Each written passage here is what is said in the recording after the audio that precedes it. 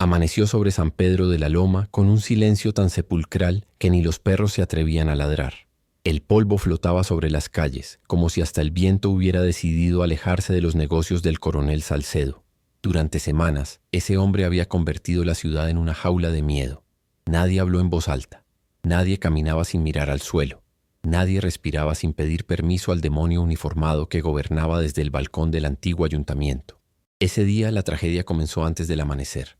2 soldados arrastraron al herrero del pueblo, don Nazario, un anciano con las manos callosas y la espalda encorvada por el tiempo.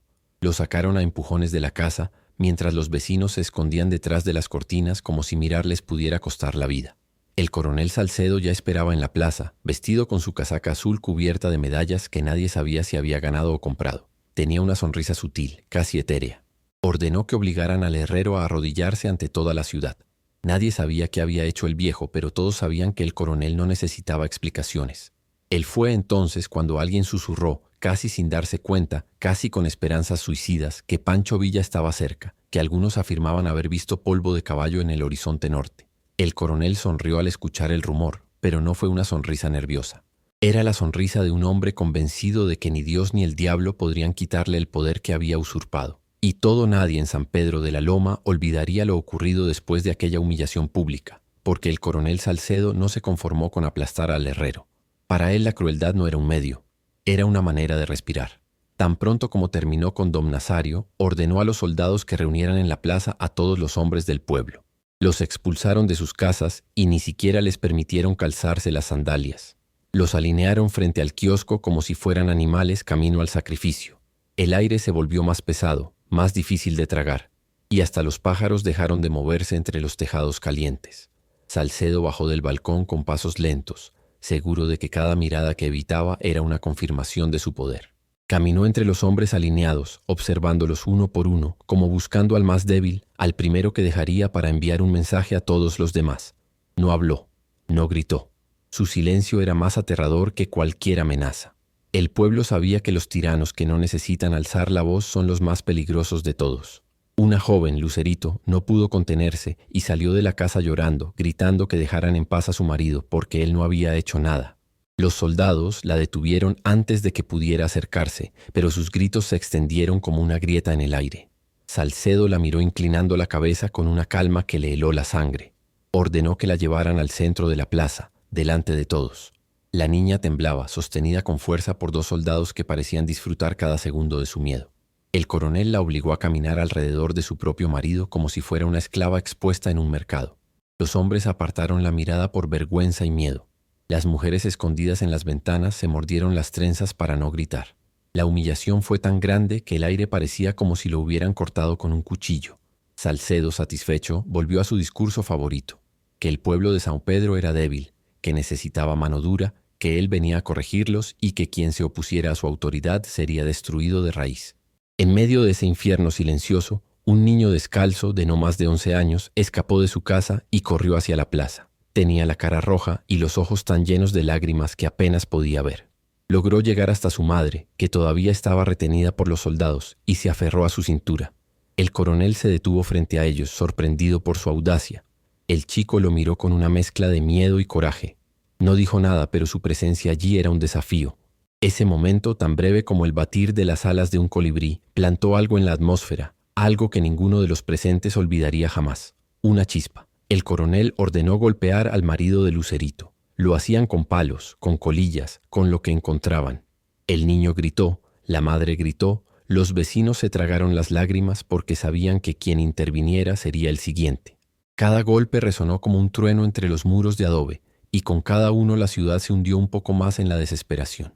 El desierto parecía acercarse, como si las propias arenas quisieran tragarse la ciudad entera para evitar mayor vergüenza. Cuando finalmente dejaron al hombre inconsciente en el suelo, Salcedo se dio vuelta y caminó de regreso al porche. Desde allí observó a los soldados dispersar a la gente. Nadie caminaba en línea recta. Todos parecían maniquíes rotos, arrastrando los pies en silencio. Al coronel le gustó ese silencio. Era su forma de evaluar quién estaba a cargo. Esa misma tarde, los soldados patrullaban de casa en casa, registrando pertenencias, robando comida, llevándose gallinas y bolsas de maíz como si fueran botín de guerra. No buscaban nada en particular. Lo hicieron por placer. por costumbre, por placer de destruir. El sol se escondió detrás de los cerros, pero el calor permaneció pegado a la piel, junto con el olor a sangre seca en la plaza. Nadie salió a barrer. Nadie se atrevió a limpiar el lugar donde horas antes yacía el herrero. Y sin embargo, como un susurro que se resiste a morir, la gente seguía repitiendo lo mismo, que alguien había visto un caballo solitario en la acera norte, que ese jinete tenía un sombrero grande y una barba negra, que tal vez, y solo tal vez, Pancho Villa estaba allí. Algunos decían que era mentira, que Villa tenía asuntos más importantes que resolver. Otros, que Villa nunca abandonó a los inocentes. Pero nadie podía estar seguro. Los rumores avanzaban como un viento del desierto, sin dirección clara, pero con una fuerza que levantaba peligrosas esperanzas. Esa noche la gente no durmió. Las puertas permanecieron cerradas, las velas encendidas hasta el final, los niños escondidos debajo de las camas. Cada ruido exterior parecía anunciar la llegada de los soldados, y cada silencio profundo parecía el preludio de algo peor. El miedo tomó forma, se instaló en cada casa, en cada pecho, en cada suspiro, pero algo más pequeño, casi invisible, también se apoderó de mí. Un impulso. El niño descalzo que se enfrentó al coronel esa mañana no podía dormir. Miró por la ventana muchas veces, buscando algo en la oscuridad, algo que ni siquiera él podía nombrar. Su madre lloró en silencio, acariciando la espalda de su marido gravemente herido. Y el niño, mirando hacia el norte, tomó una decisión que nadie más se atrevió a tomar. Antes del amanecer, salió furtivamente de su casa. No tenía agua, ni comida, ni sombrero. Solo llevaba un miedo tan grande que lo empujaba hacia adelante y una esperanza tan pequeña que apenas cabía en su pecho. Caminó descalzo hacia el camino que salía de la ciudad. El cielo comenzaba a aclarar cuando el niño entró en el camino polvoriento que conducía al desierto. Detrás de él, San Pedro de la Loma seguía inmerso en una oscuridad que no provenía de la noche, sino del alma. Los soldados aún no se habían despertado, pero el coronel sí. Desde su balcón vio la pequeña figura avanzando hacia la nada. No hizo nada para detenerlo. Le parecía gracioso que un mocoso creyera que podía llegar a ayuda donde no había esperanza. Se alejó satisfecho, sin saber que aquel niño, tan insignificante para él, era el principio del fin. El desierto aguardaba, frío como una tumba, inmenso como la desesperación.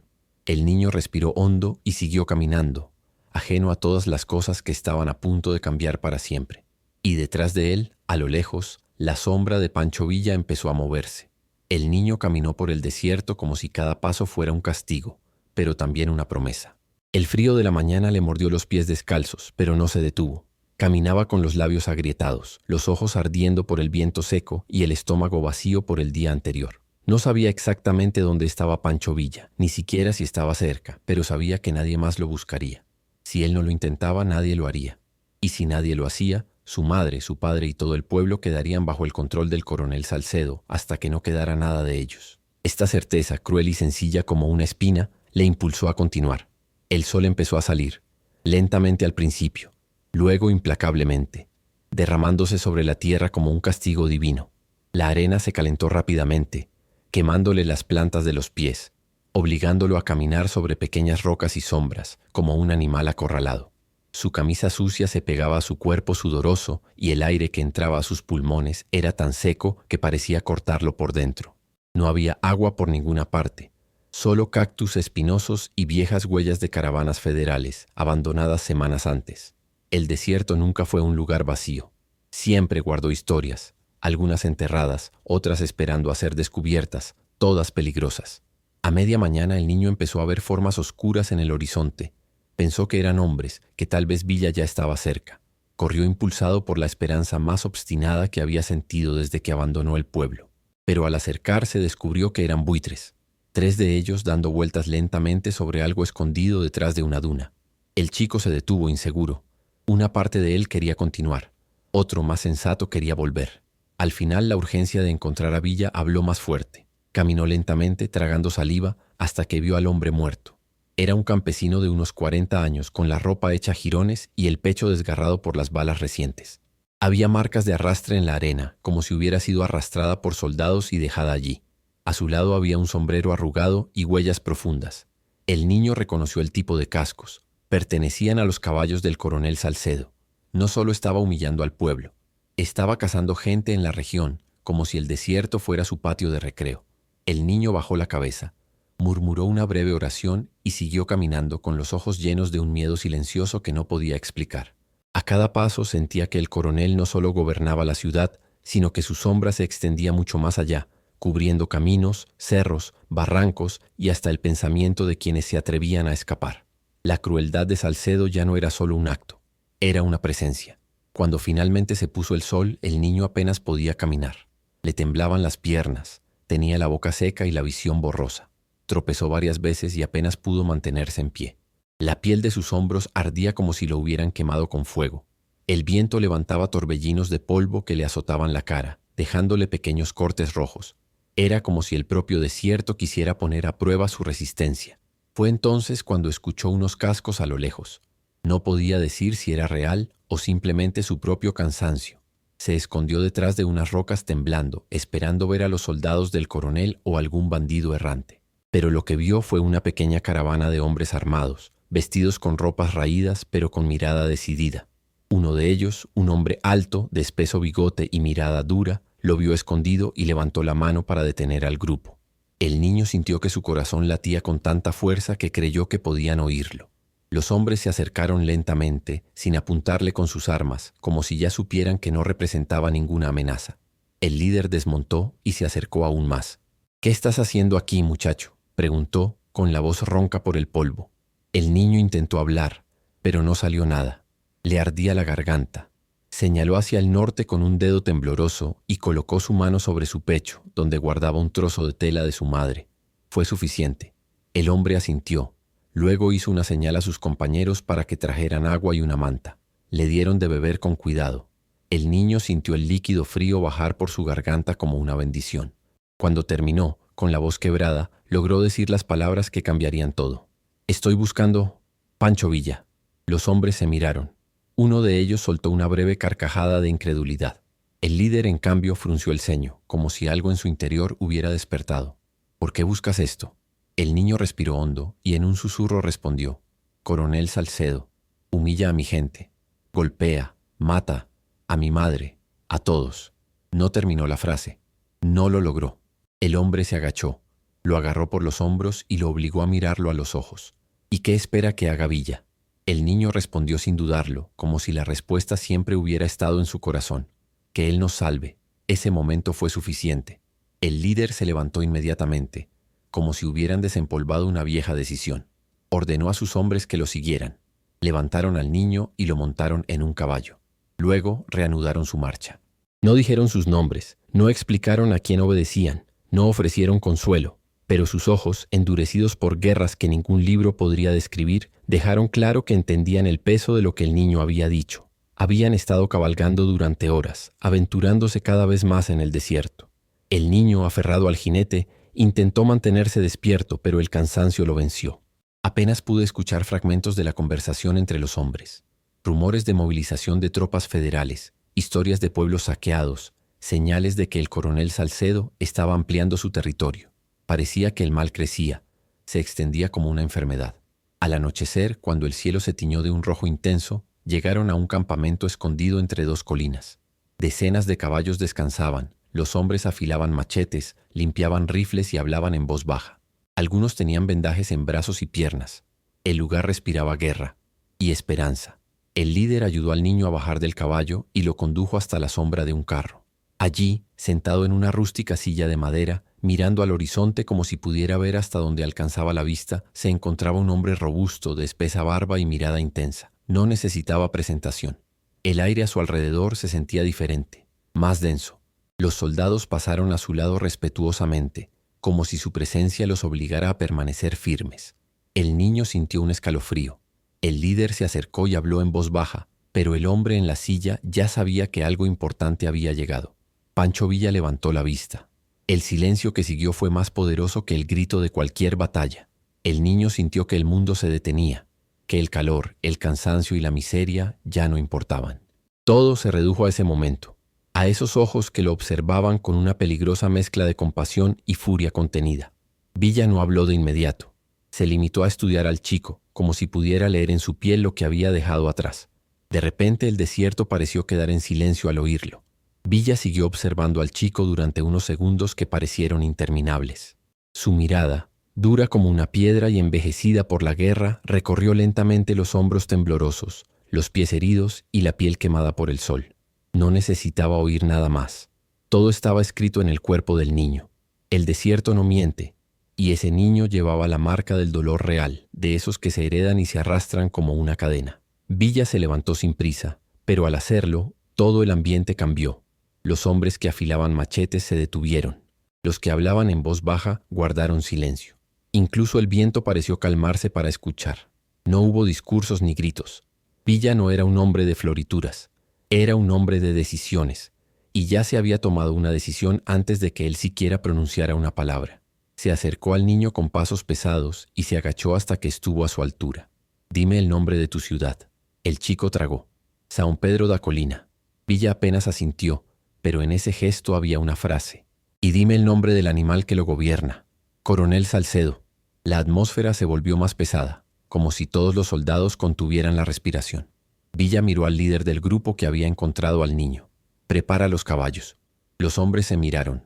No fue una petición, fue una orden. Un orden que significaba guerra. El niño fue llevado a una tienda de campaña para descansar, pero no quería dormir. Quería ver, quería entender qué se había desencadenado. Desde la entrada de la tienda observó a los hombres de Villa moverse con precisión silenciosa, limpiando rifles, revisando municiones, llenando cantimploras, ajustando sillas de montar. Fue como el despertar de una colmena, pero una colmena hecha de pólvora, cicatrices y fuerza de voluntad. La figura de Villa caminando entre ellos inspiraba un respeto casi sobrenatural. No necesitaba alzar la voz ni señalar. Con una mirada, un movimiento de barbilla, una inclinación del cuerpo, los dorados entendieron exactamente qué hacer. Había leyendas que decían que Villa podía ver el mal desde lejos, que podía sentir la injusticia, que reconocía la crueldad como quien reconoce a un viejo enemigo. Esa noche, estas leyendas parecían más ciertas que nunca. El niño vio a Villa detenerse frente a un mapa extendido sobre una mesa improvisada. Con el dedo marcó rutas, pozos de agua y cerros que ofrecían ventajas estratégicas. Lo escuchó murmurar algo sobre el árido terreno alrededor de San Pedro de la Loma, sobre dónde tenía sus fortalezas el coronel y dónde lo cegaba su orgullo. Porque Villa lo sabía. Los tiranos siempre tenían una debilidad y casi siempre era la misma. Creían que nadie podría alcanzarlos jamás. El campamento empezó a moverse con la llegada de la noche. Las estrellas iluminaron el desierto y los hombres montaron a caballo con una solemnidad que parecía casi ritual. No hubo entusiasmo ni bromas ni conversaciones. Fue un silencio pesado, lleno de conciencia. Cada uno sabía que podía morir, pero también sabían por qué iban. El niño estaba sentado en uno de los caballos más dóciles, conducido por un joven soldado que le sonrió brevemente antes de ajustar las riendas. Villa se acercó al niño, lo observó un momento y le dijo: «Ven conmigo. Lo que viste, nadie debería decírtelo más tarde. No fue un premio, fue una carga, una responsabilidad». Marcharon durante horas bajo la fría luz de la luna. Sus cascos golpeaban la tierra seca con un ritmo lento, constante, casi fúnebre. Las colinas parecían observar cada movimiento. El desierto olía a polvo, sudor y amarga expectación. Algunos hombres llevaban rosarios enredados entre los dedos. Otros evitaban mirar hacia un lado para no distraerse. Todos sabían que se dirigían hacia un enfrentamiento inminente. Al amanecer, el cielo se tornó anaranjado y el calor empezó a castigar sin piedad. Villa le indicó al grupo que se detuviera. Desde lo alto de un cerro se veía a lo lejos la entrada norte de San Pedro de la Loma. Casas de adobe, techos bajos, humo de chimeneas dispersas. Pero no era una ciudad vibrante. Era una ciudad que respiraba miedo. Villa observó atentamente. No había niños jugando. No había mujeres tendiendo ropa en el tendedero. No había ancianos charlando a la sombra. Era como si la vida misma se hubiera escondido bajo la tierra. El niño lo miró angustiado. «Era así cuando me fui», susurró. Villa respiró hondo. «El olor del miedo es un olor inconfundible». Ordenó a sus hombres rodear las colinas y esperar su señal. Él entraría primero. No como general, no como líder. Entraría como entró cuando algo estaba envenenado desde dentro. A caballo, sin previo aviso, sin pedir permiso, dejando que su sola presencia dijera lo que las palabras no podían. Mientras los dorados se dispersaban en silencio, Villa cabalgó solo, con el niño detrás, por el camino polvoriento que conducía al centro del pueblo. Cada paso del caballo levantaba nubes de polvo que parecían tragarse la luz del sol. Las ventanas cerradas se abrieron solo por un momento para confirmar. Sí, era él. Había llegado. Las primeras en verlo fueron dos ancianas sentadas detrás de una puerta entreabierta. Sus ojos se llenaron de lágrimas, no de miedo, sino de alivio, como si después de días de no comer alguien finalmente les hubiera servido una comida caliente. Más adelante un hombre discapacitado se inclinaba de su silla intentando en vano levantarse. Villa no dijo nada. No era momento para discursos. Él simplemente siguió caminando. Un soldado federal salió de un callejón y se quedó helado al ver acercarse la sombra de Villa. Ni siquiera podía levantar el rifle. Villa no lo miró por segunda vez. El hombre retrocedió como si hubiera visto el mismísimo infierno a caballo. La noticia corrió más rápido que el viento. Algunos niños salieron de debajo de las mesas donde se escondían. Mujeres con profundas y oscuras ojeras acechaban en las esquinas. Hombres desnutridos y golpeados caminaron hacia la calle principal, no con valentía, sino con la desesperación de quien ve su última oportunidad de sobrevivir. Villa ya estaba en el centro de San Pedro cuando el coronel Salcedo apareció en el balcón del ayuntamiento. Llevaba la misma chaqueta azul, pero no tenía la misma sonrisa. Sus labios temblaron por un momento, no tanto por miedo, sino porque no podía entender cómo el destino había permitido que Villa llegara hasta allí. Villa detuvo su caballo y miró hacia arriba. Sus ojos se encontraron.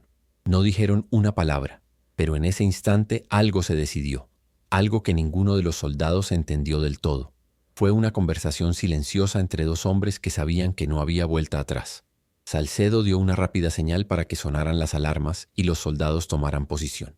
Pero incluso entre ellos había dudas. Algunos habían oído historias, otros habían sido testigos de primera mano de la ferocidad de Villa, y otros simplemente recordaban cómo los había tratado el coronel durante meses. La obediencia se mezcló con el miedo y el odio, creando una combinación letal. Villa dio unos pasos más hasta llegar justo debajo del balcón. «Coronel», dijo, en voz baja pero firme, «ya escuché tu nombre. Ahora quiero ver si tienes el coraje de honrarlo». Los hombres del pueblo contuvieron la respiración. Salcedo apretó los dientes. Saltó del balcón y caminó hacia la plaza con forzada arrogancia, escoltado por dos nerviosos soldados. «Esta es mi ciudad», dijo. «Aquí no tienes derechos». Villa lo miró como si estuviera evaluando un animal enfermo. «Nadie tiene derecho a humillar a su propio pueblo». El coronel levantó la mano para dar una orden, pero Villa la bajó con la mirada. «No te apresures. Sí, hablarás, pero todavía no». El silencio que siguió fue tan profundo que algunos empezaron a temblar, porque todos sabían que cuando Villa hablaba así, la tierra estaba a punto de abrirse, y el precio de la justicia estaba por verse. Lo que siguió no fue inmediato. El silencio que envolvía la plaza era tan denso que parecía una sábana que cubría un cadáver. Villa y Salcedo estaban frente a frente, cada uno midiendo el pulso del otro, como dos bestias que ya hubieran olido la sangre y solo estuvieran esperando el momento exacto para atacar. Los habitantes de la ciudad permanecieron detrás de Villa, sin acercarse demasiado, como si temieran romper el hechizo que había paralizado al mundo. Los soldados de Salcedo, nerviosos, cambiaban su peso de un pie al otro, indecisos entre obedecer o huir. Villa desmontó de su caballo con una calma que dolía más que un grito. Caminó hacia la fuente seca en el centro de la plaza y se detuvo allí, dándole la espalda al coronel como si lo considerara menos peligroso que la sombra de un árbol muerto. Ese gesto provocó algo en los soldados de Salcedo. Era la primera vez que veían a un hombre tratar a su comandante como si no valiera ni una mota de polvo en el camino. Salcedo intentó recuperar el control. «Hombres», dijo sonando firme, «arresten a Pancho Villa». Nadie se movió. El coronel repitió la orden con más vehemencia. Nada. Era como si sus palabras hubieran perdido su poder. Incluso sus seguidores más fieles dudaron de él. Villa apenas levantó la cabeza, lo justo para verlos por el rabillo del ojo. «No es a mí a quien tienen miedo», dijo en voz baja. «Es lo que le permitieron convertirse a este hombre». El coronel apretó los dientes y caminó hacia Villa, haciendo a un lado a un soldado que le bloqueaba el paso. Mientras se acercaba, Villa se volvió lentamente, mirándolo directamente con ese tranquilo desapego que solo poseen los hombres después de haber visto demasiada muerte y ya no se sorprenden por nada de ella. «Usted viene aquí a meterse en mis asuntos», escupió Salcedo. «¿Crees que podrás salvar a esta gente? Son débiles, Villa. No sirven para nada». Villa no respondió. Dio un paso adelante. Toda la plaza contuvo la respiración. Solo los cobardes necesitan aplastar a los débiles para sentirse fuertes. El rostro del coronel se contrajo. Sacó el revólver con un movimiento rápido, pero Villa no se movió. No era necesario. Sabía que el coronel cometería este error. Los tiranos siempre lo hacen. Creen que un arma los hace intocables. Antes de que Salcedo pudiera apuntar el arma, uno de sus propios soldados, un joven con el uniforme desgarrado y los ojos llenos de años de vergüenza acumulada, dio un paso adelante. Mi madre murió por tu culpa, dijo temblando. Murió pidiendo agua y ustedes se la negaron. El coronel se volvió furioso y ese instante fue suficiente. Villa avanzó como un viejo jaguar que aún no pierde su agresividad. Le arrebató el arma de la mano y lo empujó contra la pared del ayuntamiento. La ciudad observaba en absoluto silencio, sin saber si acercarse o huir. Villa alzó la voz para que todos pudieran oír. Este hombre pensó que podía gobernar con miedo, pero el miedo no arraiga, solo deja tierra seca. Salcedo intentó defenderse lanzando un torpe puñetazo, pero Villa lo esquivó sin esfuerzo y lo empujó, haciéndolo caer de rodillas. El golpe resonó en la plaza y el polvo se levantó a su alrededor como si la tierra misma estuviera celebrando su caída. Villa agarró al coronel por el cuello de su casaca azul y lo obligó a mirar a las personas a las que había humillado. «Mira lo que has hecho», dijo. «Míralos de cerca. No son animales. No son tus juguetes. Son personas. Y la gente siempre se recupera». Salcedo escupió sangre al suelo, pero no pudo enfrentar a Villa. Villa lo soltó y el coronel cayó a su lado como un saco vacío. La gente empezó a acercarse, primero con miedo, luego con ira. Los hombres, golpeados durante semanas, se acercaron.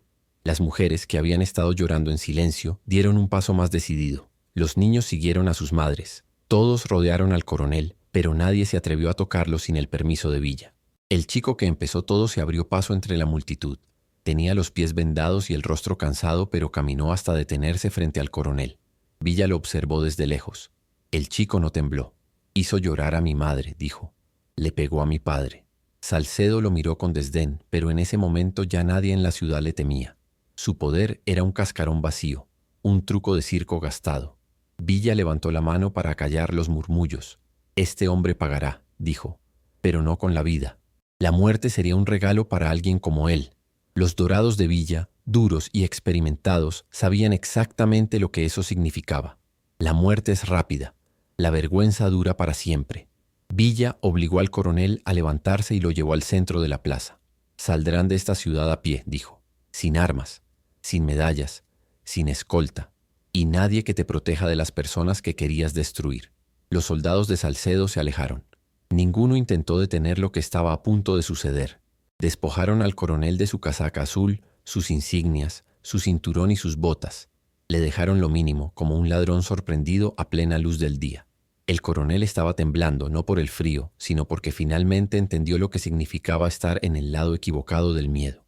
Villa mostró el camino hacia el desierto. «Camina», ordenó.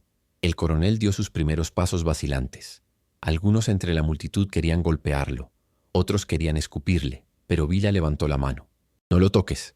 Su castigo es vivir sin el poder que le dio coraje». El coronel siguió caminando, tragando polvo, tragándose la soledad, tragándose todas las vidas que había destruido. Con cada paso parecía encogerse más, como si su cuerpo se disolviera de vergüenza. La ciudad observó en silencio. Nadie celebró. Nadie gritó victoria. Fue un tiempo de luto. El tipo de dolor que solo llega cuando un lugar entero sobrevive a algo que no debería haber pasado. El niño se acercó a Villa con los ojos brillantes. «¿Y ahora?». Villa respiró hondo mirando al horizonte donde el coronel se perdía como una sombra informe. «Ahora levántate», dijo, «porque no vine a salvarte. Vine a recordarte quién eras antes de que el miedo te destruyera». El chico lo miró sin entenderlo del todo. Villa le revolvió el pelo y le ayudó a montar a caballo. La gente empezó a moverse. Algunas mujeres ayudaron a levantarse a un hombre herido. Algunos ancianos trajeron agua del pozo. Algunos niños empezaron a limpiar la plaza. Hubo dolor. Sí. Había ruinas, había cicatrices, pero por primera vez en mucho tiempo hubo movimiento. Y donde hay movimiento hay vida. Villa montó en su caballo. Los dorados se posicionaron detrás de él. No hubo despedidas largas. No eran necesarios. Un pueblo que vuelve a respirar no necesita palabras. Solo necesita silencio y el amanecer. Cuando Villa comenzó a alejarse, el niño lo miró por última vez. No dije nada, pero en su rostro, en sus ojos cansados pero brillantes, estaba la certeza de que ese día viviría para siempre en la memoria de San Pedro de la Loma, porque algunos días no están escritos en los libros, están escritos en la tierra, en la sangre, en los huesos y en el viento del desierto, y este fue uno de esos días.